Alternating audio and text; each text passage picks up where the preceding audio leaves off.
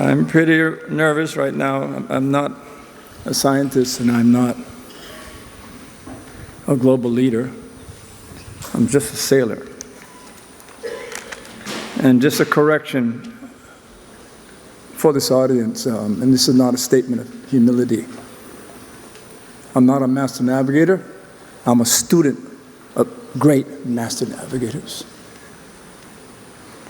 And because of that, I'm very grateful and I'm honored to be here on their behalf.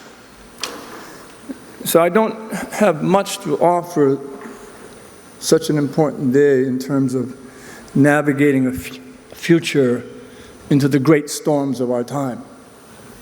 Climate change, pandemics, war, bigotry, racism, inequity.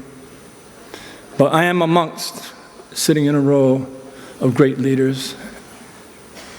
President Fitch, thank you for your leadership over the years. Herimona, mahalo for your fierce courage about protecting your oceans. And I would just say before I get started that all I'm going to do is bring two navigators into this room. They belong here. And our 46 years of friendship and connection to 𝐒𝐥𝐢𝐦𝐭, the pathway from Hawaii to Tahiti. We are proud children of Kahiki. And we are students of the world's greatest paddlers, the world's greatest freedivers, innovative fishing methods that's sustainable. And what I'm learning from this presidency is how fierce you are to protect the oceans that your ancestors protected for 3,000 years. In the last 250 years, too much of the world gave it up. They forgot. But in 𝐒𝐥𝐢𝐦𝐭, you did not forget, and we're grateful. We're honored to be here. I want to thank Titiaroa Society for the idea, the seed of an idea. I want to thank the President for surrounding it and growing it. I want to thank the audience for being here, to believe in something that's necessary. It's not just about the ocean. It's about the future of our children. And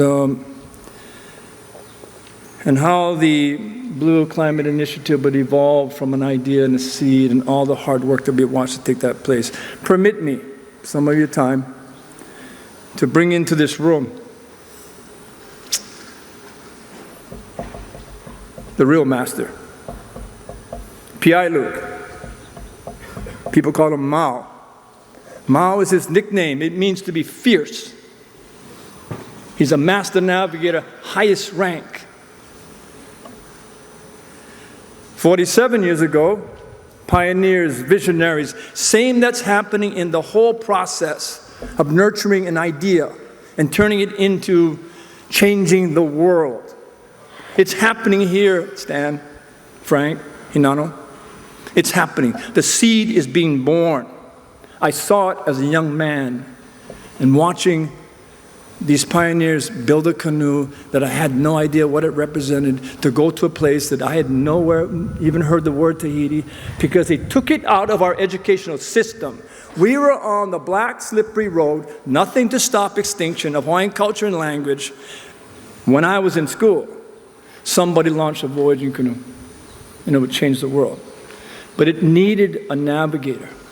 They had to go to Micronesia, to the island, the small island of Satawa, 1.25 miles long, half a mile wide.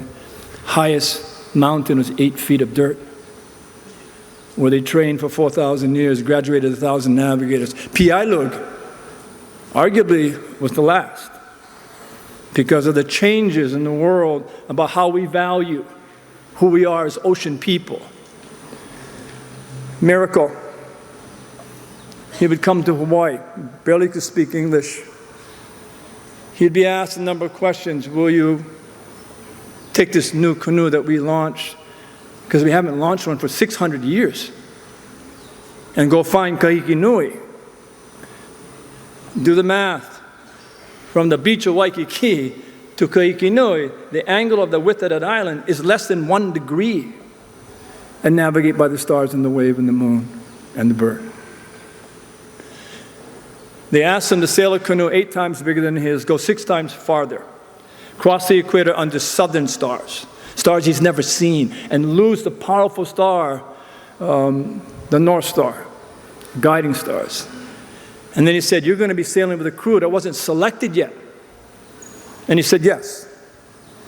Because he's courageous, because he's powerful, because he's an adventurer. But I really believe in the end, he knew he don't come, Hokulea would not find 𝐒𝐥𝐻𝐿𝐵.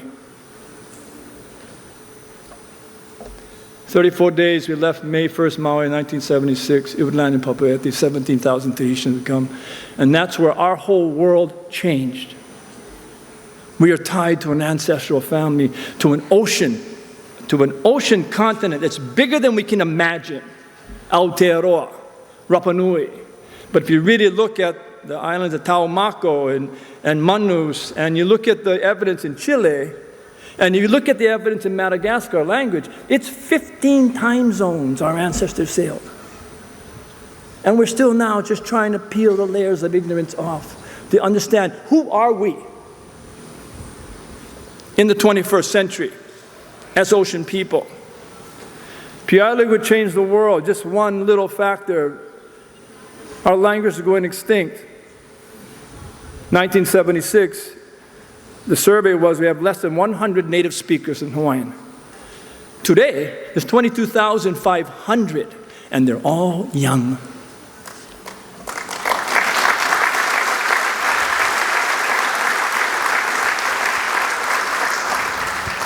Pialu's second miracle of a gift that he gave us as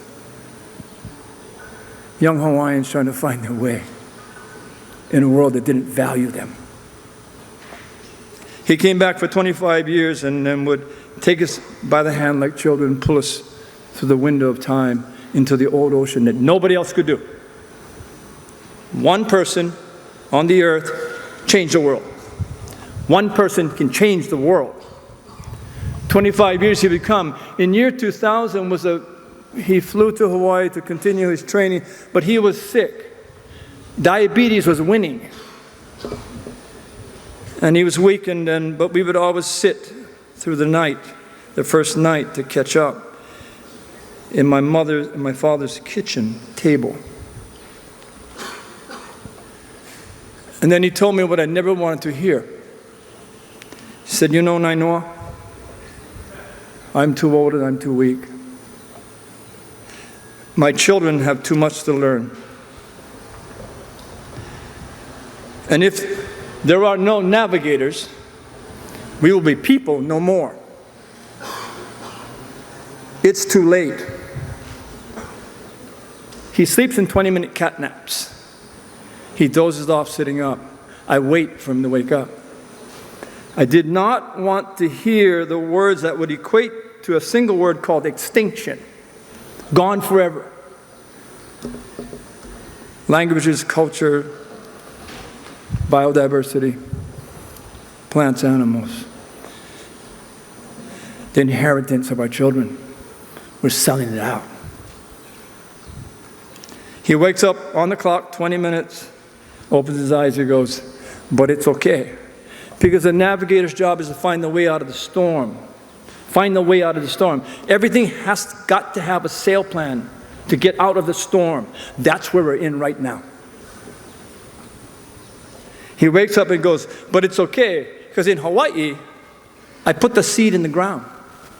And when they put me, meaning Mao, 6 feet in the ground, it's okay. When my people want to know, they can come see the tree in Hawaii. He wasn't honoring us. He wasn't blessing us. He was telling, everything I gave you, you don't hold. Because you need to teach. That tree is a tree of kuleana. It's a tree of responsibility. It's a tree that you must move values and beliefs of what you are, who you are, to the future generations. It is something that I've been really honestly burdened with. I found myself lately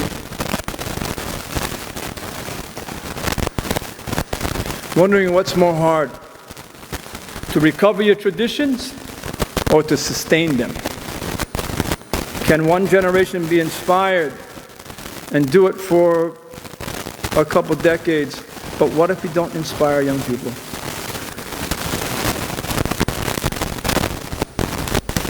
So we took risk. We pushed young people out to sea.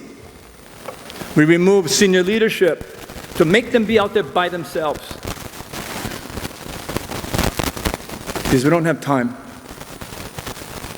8 days ago,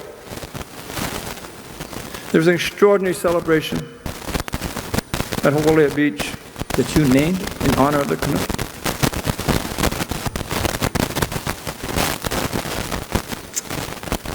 Pretty emotional. And I've never said this publicly, but I will today.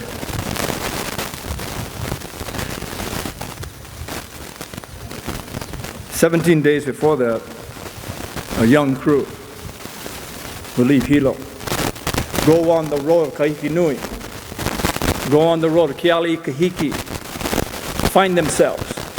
But the risk was no senior leadership on board, so when you are faced with fear, you have nobody to turn to. The captain and navigator I pushed for years.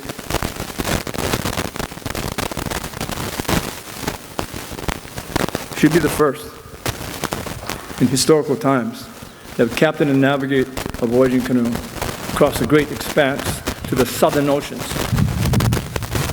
I pushed her because I believe that the values that she could represent might be inspiring for any child that grows up, especially Native children around the world. Equity is not equal. Access is not equal.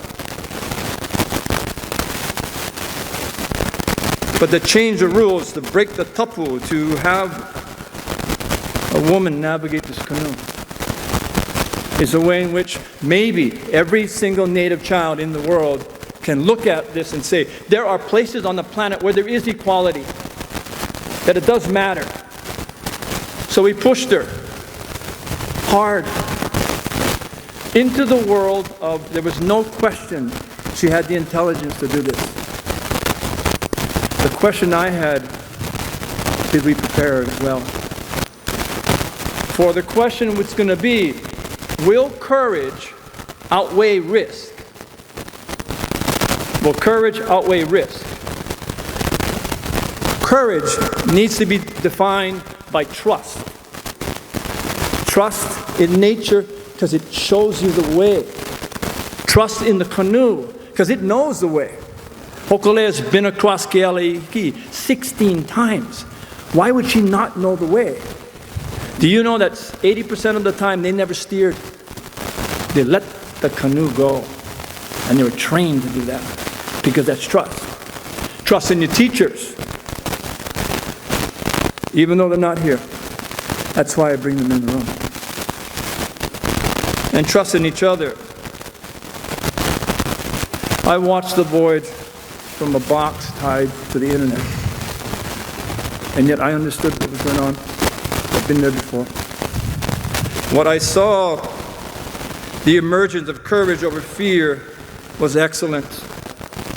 Precision. Hard sailing, and the navigator is only the eyes of the canoe. The crew is everything else. There is no way they could be that good without a crew that would stand with her and behind her and support her.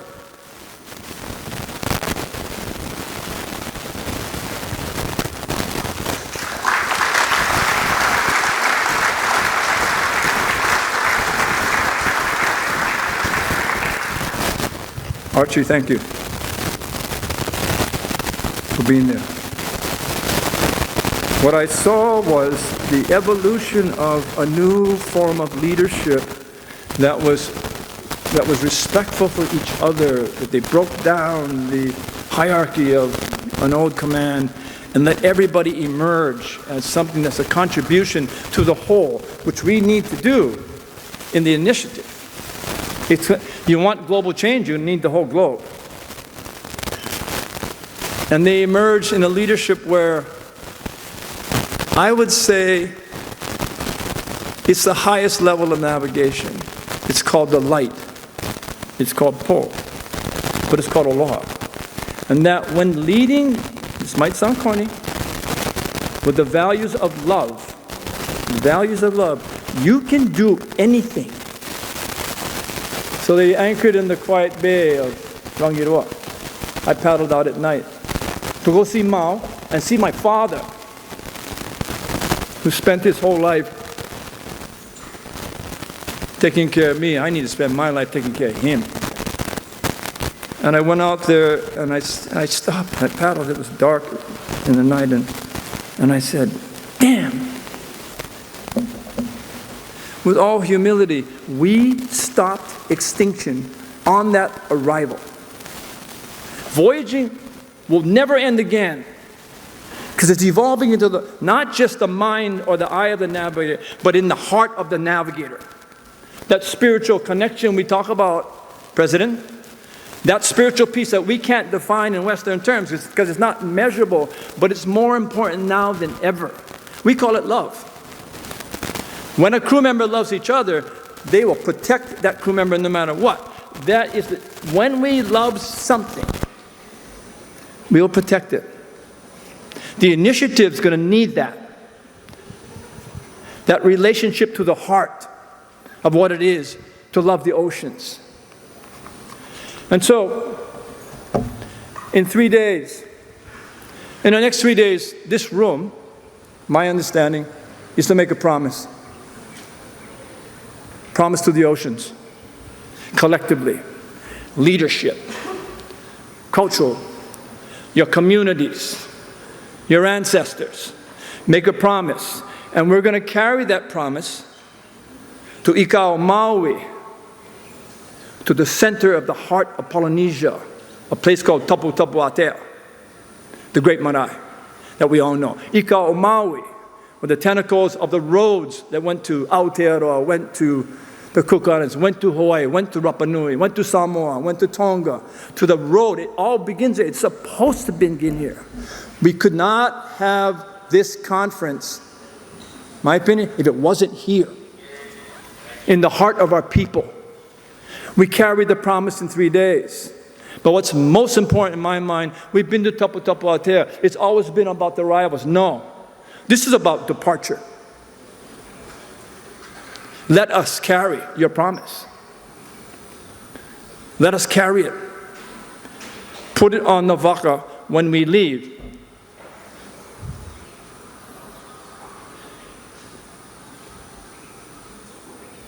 The biggest question we always raise to ourselves is, why do you sail? Does the reasons for why we go outweigh the risk of life on an ocean that is not that forgiving when you're unprepared?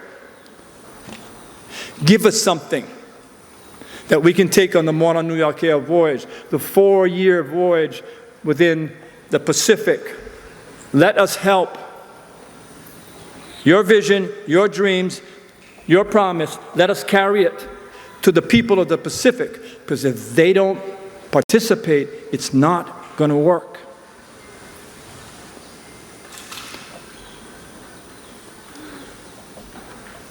This room, for the most part, is strangers.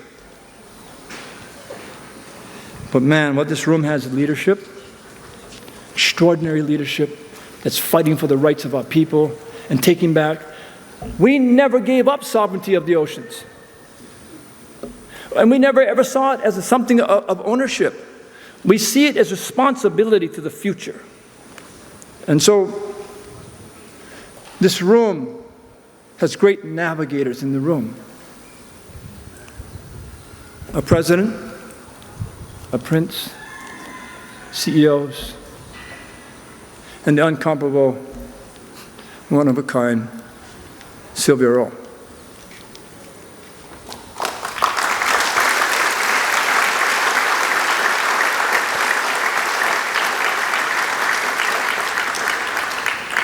We'll follow you.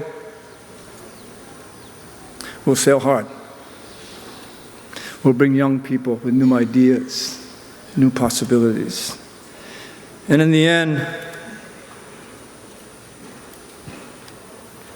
I'm looking at departure, Te Awa Moa, not the arrival. It's when we leave. I have a stone that my daughter, 13-year-old daughter, selected on her own the night before I got on the aircraft to come here from the stream behind my father's house. I would like the promise to be put into that stone, put it on the deck of Hokolea to remind us, why are we here? Who do we serve?